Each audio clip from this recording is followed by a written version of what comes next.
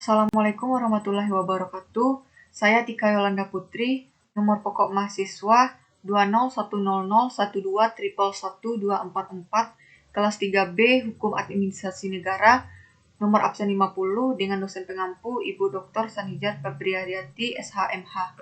Pada kesempatan kali ini saya akan menjelaskan dan memaparkan tentang materi pengertian dan model perlindungan hukum bagi rakyat. Pengertian perlindungan hukum secara terminologi. Perlindungan hukum dapat diartikan dari gabungan dua definisi, yakni perlindungan dan hukum. Menurut KBBI, mengartikan bahwa perlindungan sebagai hal atau perbuatan yang melindungi. Lalu, hukum dapat diartikan sebagai peraturan atau adat yang secara resmi dianggap mengikat, yang dilakukan oleh penguasa atau pemerintah. Merujuk dari definisi tersebut, perlindungan hukum dapat diartikan dengan upaya melindungi yang dilakukan pemerintah atau penguasa dengan sejumlah peraturan yang ada. Singkatnya adalah, perlindungan hukum merupakan fungsi dari hukum itu sendiri, yang memberikan suatu perlindungan.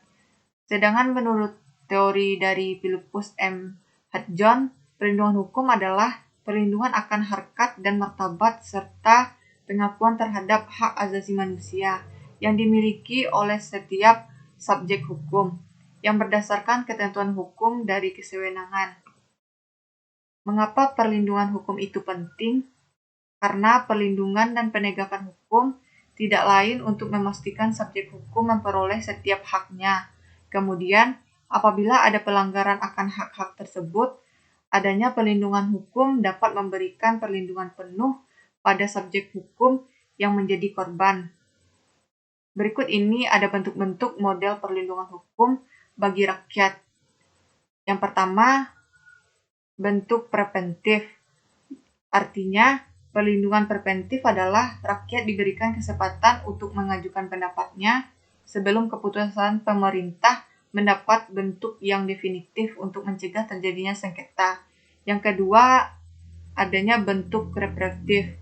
Perlindungan represif bertujuan untuk menyelesaikan sengketa. Perlindungan hukum adalah suatu jaminan yang diberikan oleh negara kepada semua pihak untuk dapat melaksanakan hak dan kepentingan hukum yang dimilikinya dalam kapasitas sebagai subjek hukum.